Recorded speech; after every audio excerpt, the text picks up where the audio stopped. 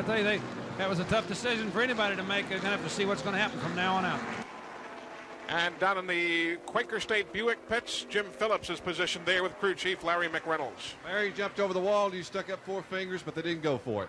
No, you know, Ricky didn't really fake him off that well on his part, but, you know, the 27 car, they're a professional race team. They do things based on what their car is doing and not so much what monkey see monkey do, but it don't hurt to try. Are you ready for the finish?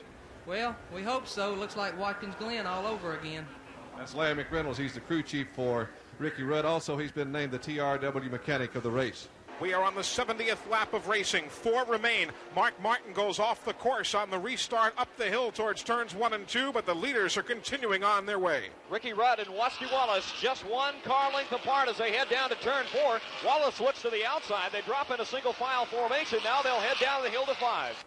2-car battle converges onto turn 5, as has been all afternoon. Rudd, the clean, smooth line through the turn. Wallace, on the other hand, all over the track. Now he's right up on the bumper of Ricky Rudd. It's 1 and 2, just like that, on the way to turn 7.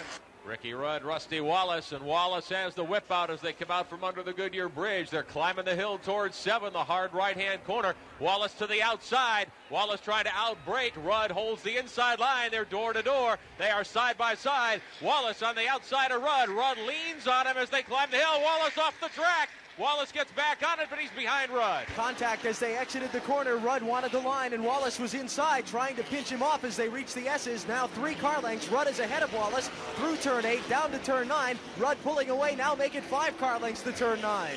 Down into turn 10 they come as this fantastic battle rages on. Ricky Rudd out in front of Rusty Wallace. Wallace drifting off to the dirt. He put 2 wheels off the dirt in turn 10. On him as they go into 11. Rusty Wallace got off the course for just a second there, and Rusty Wallace right now could bite a nail into, I'm sure. He and Ricky Rudd giving these fans something to talk about for a long, long time. He's lost a lot of ground to the leader, Ricky Rudd. He is now a full second behind him, but still plenty of time to get it done. They're back in 1. There's trouble here. Trouble on the main straightaway as Harry Gant and Bobby Hillen got together. Both spin away. As a matter of fact, Hillen continues on the track. Gant spins towards the infield, well out of everybody's way. Let's pick the leaders up on the course. Ricky Rudd comes off the corner of 3 now, through 3A, through 3B, the left and the right-hand turn. Wallace all the way up on 2 tires as he tags the berm. They go down the short chute, now the hard right-hand turn. Rudd locks up the brakes in the corner. Wallace comes within 1 car length. Rudd going downhill through turn 5, the tight right-hander. Rudd now over the hill. The steering goes light momentarily. Wallace just about 4 car lengths behind. Some minor damage on the car, but he's still giving chase to Ricky Rudd. Wallace trying to reel Rudd in as they work out of 6 and under the bridge and start up the short straightaway toward turn 7. This is where the 2 cars came together last time by, but this time Rudd has about a 7-car length advantage. Wallace takes it much deeper into the corner, brings the Kodiak Pontiac to the low side, puts 2 wheels off the right side of the racetrack, closes the gap on Rudd, only about 2 car lengths back now. Up through the gearbox, down through the S's. Wallace closing. He's got 1 car length now to Rudd. Left hand, turn 8A. Right hand, turn 8A now. 1 car length. They come down the hill. Left hand, turn number 9. It's Rudd and Wallace running 1 car length apart. Coming into turn 10, flat in the gears. They'll lift just a little bit. Trouble in turn 7. Ernie Irvin has spun in turn 7. Ernie Irvin spins, but the leaders are now in turn 11 and work their way towards that hard, tight hairpin turn.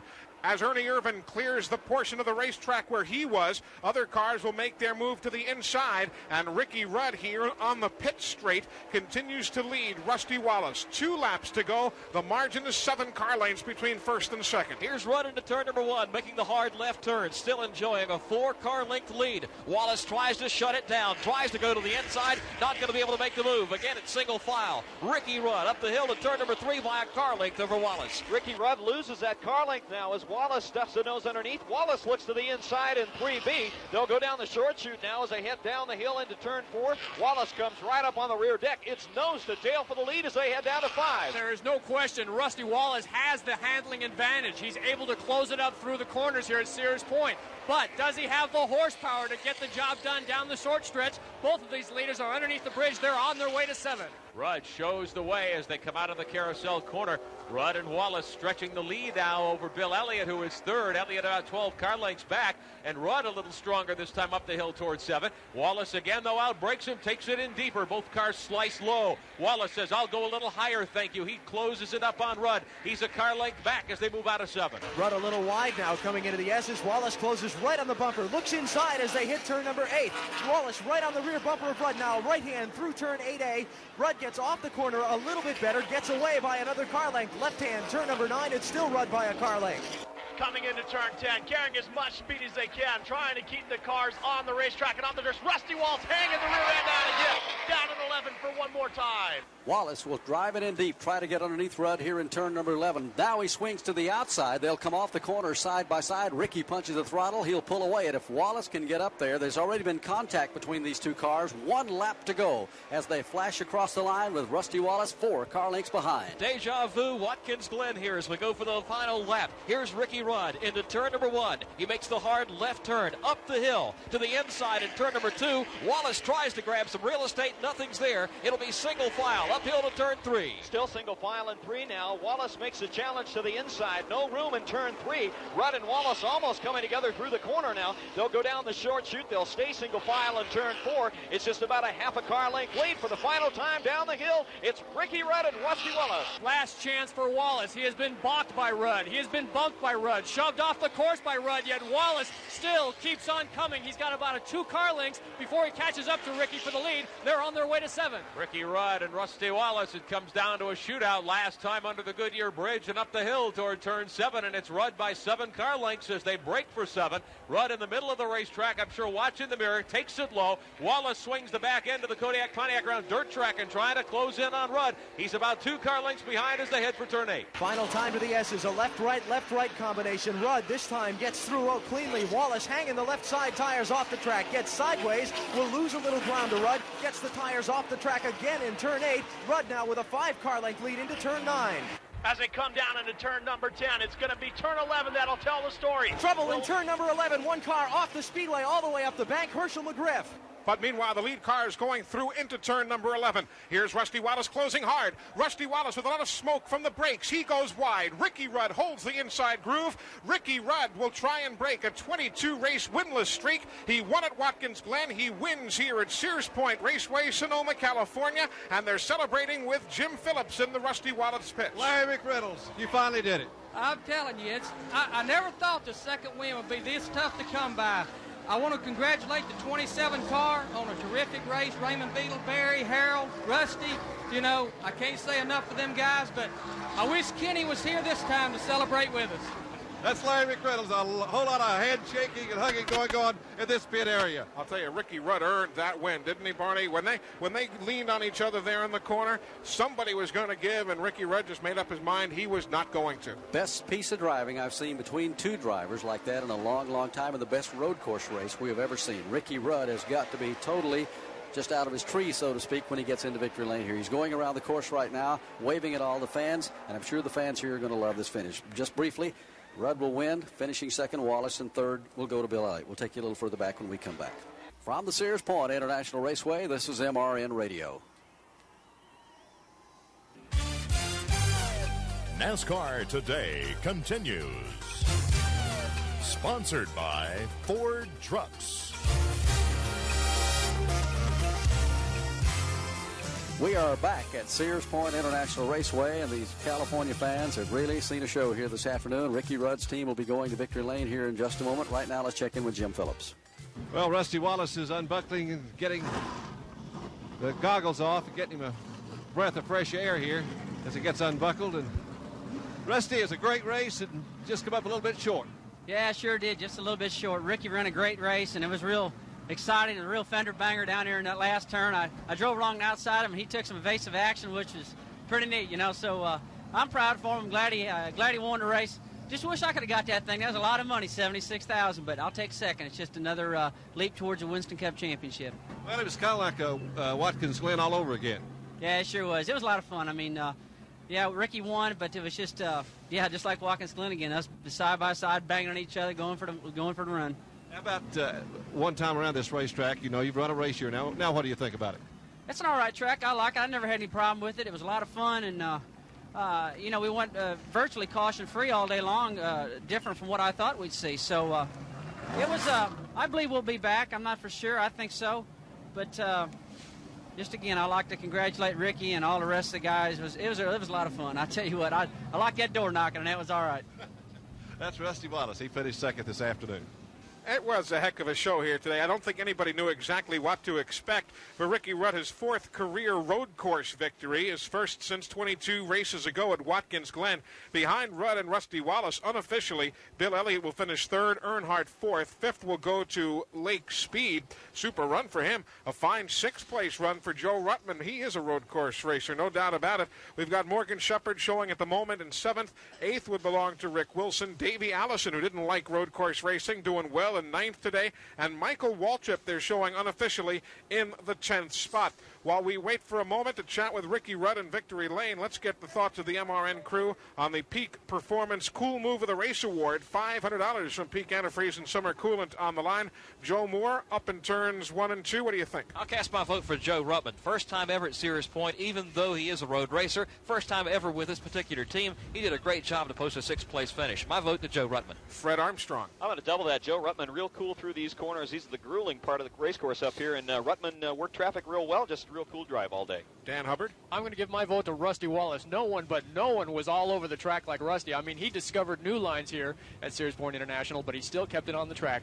I vote for Rusty. Rick Benjamin. Has to be Ricky Rudd, Eli. Rusty Wallace went alongside of him on the grass to try to get the lead with a couple of laps to go, and Ricky held his ground and forced Wallace to back down. I would say Ricky Rudd gets the vote here. Alan Bestwick. A nod for Dave Marcus from this corner earlier in the race down in turn 11. Marcus had someone spin right in front of him, did a great job, as we described, getting around it and continuing on to a good finish, so I give a nomination to Dave Marcus. Ralph Shaheen, your thoughts? I'll put my vote in for Ricky Rudd, having announced here in the past, knowing that turn 11 is where it all comes down to on the last lap. Ricky Rudd kept his cool and made the right decisions, and he took the checkered flag.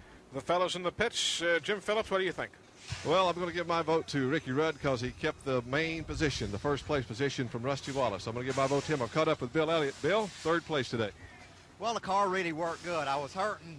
I felt like the car was off in turn 11, but everywhere else I was real good, and it surprised me, how bad or how slick the track got, and I thought I was running really bad and wasn't anybody catching me.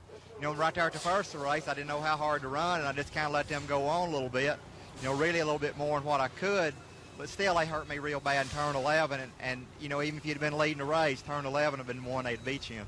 You said coming out of here unscathed one thing, too. Well, no doubt about it. Coming out of here with a 1 piece, you're in pretty good shape. Bill Elliott, he finished 3rd this afternoon. Let's continue our voting on the Peak Award. I'm going to say Dave Marcus as well for missing Roy Smith there in that spin in turn 11. What do you think, Barn? I'm going to have to go with Ricky Rudd. He kept his cool all day long, and he had the heat on him leading all of this race, and everybody took shots at him, and he comes home in victory lane. My vote goes there. And we'll get Dick Brooks' thought as he also interviews the race winner, Ricky Rudd. Well, Ricky, I'll tell you that excited me as far as road course racing, whether it be here or Watkins Glen or Riverside or anyplace else. You guys put on a heck of a show again, and I'm tickled to death to be a part of it. I imagine you are too. Well, especially today, the way the outcome turned out. This Quaker State Buick didn't miss a lick all day. Lula Rosa engine done a great job. All the guys in the crew did a good job. The assistants of Bob Riley, but hats off to Larry McReynolds and all of his crew. It was just the kind of a day that nobody knew what to expect going in. When I came out here in the beginning of practice, I felt really good. I was a little bit let down with myself that we didn't win the pole. The car was capable of it. I made some mistakes. We didn't get the pole. Barely got beat, and Rusty did a good job there. But as far as this race goes, nobody knew what to expect, and I was trying to play it a little bit conservative on my tires. I wasn't trying to work them too hard.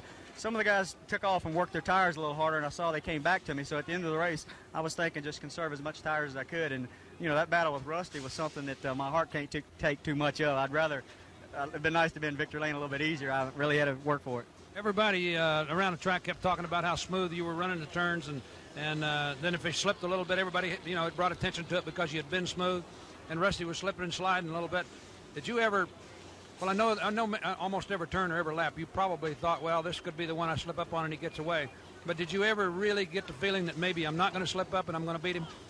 Well, I thought I could beat him if he didn't wreck me. He had a good car. His car was real good under braking. He had a little bit better brake system or something than we did. Through the corners, Rusty was real good in the right-handers, but in the right-handers. But my car was better than him in the left-handers, and most everybody sets up to the right. And the key factor for us was running fast in the left-handers. Had good brakes, but not as good as Rusty. And I knew he was coming awful hard. I felt like we can hold him off, and I needed him behind me, but I knew he was going to try to spin me, and I knew where he was going to try to spin me. All I could do was go in and hug the inside line, and he tried me at the end of the drag strip, and matter of fact, he drove up beside me. Which I was glad he did that. I thought he was going to give me a shot in the rear bumper. When he got up beside me, I just sort of moved out into the racing groove, and and he moved out in the dirt. He runs pretty good out there in that dirt. He almost beat us at Watkins Glen out there, but it was a lot of excitement. Too much for me. They said when he talked to him a while ago, said that he enjoyed that wheel-to-wheel stuff and a little bit of banging, and he kind of enjoyed the racetrack, and I know we certainly did. So good luck to you in the rest of the year, and I know you guys put on a good show for us. Thanks a lot, Dick. Yeah. So that's the thought from Victory Lane. What do you think about the Peak Award, Dick Brooks? Well, I don't know. Ruttman got a few. I couldn't see anything from down here whether it was good or bad, but Ruttman got a few votes. And I know Baker sure needs the money, so I'm going to vote that way. But the money does go to Ricky Rudd, as 4 votes in his direction will yield for him $500 from Peak Antifreeze and Summer Coolant. The Have a Tampa Philly Cigar Award winner for the $200, Close But No Cigar. Barney and I talked about it, and the winner of that one, Rusty Wallace, coming as close as a man could without taking home the whole enchilada here today. And the members of the press in attendance voting the Goodies Headache Award to Mark Martin, and we had speculated on that, Barney. He was as good as any candidate. $750 to Mark Martin's hands as the winner of the Goodies Headache Award, and the $250 donation in Mark Martin's name going to the Brenner Children's Hospital in Winston-Salem, North Carolina. Back to the garage, Jim Phillips. And we've caught up with Dale Earnhardt. Dale, a 4th place finish today, and you look pretty happy with 4th. Well, we are, really. I was trying to run a little harder and try to catch Elliott, but we just really had a 4th place car. Car run good and stayed consistent all day, but we just really couldn't do any more with the leaders than what we were doing. And we're really tickled to finish like we did. That's not bad. I think we got the point lead back, and all the guys did a good job. And I just stayed on the course and didn't run off the course, maybe dropped the wheel off or something, but I really didn't get off and get in trouble, so I feel good about it. How about this race course after you've run at it, one full race now? I take 4 ovals over it. I'll run 4 ovals in one day not to run here. Well, but anyway, it was a good week for you. Well, it was, and there's a lot of cars tore up. I hate to see a bunch of guys get tore up like they did, and Jimmy Means, he tore his car up and didn't make the race, and there's a lot of damage done, and guys are going to have to go all the way back home, work hard to get back to Pocono. Good luck to you next week. All right, thank you. That's Dale Earnhardt. He finished 4th this afternoon.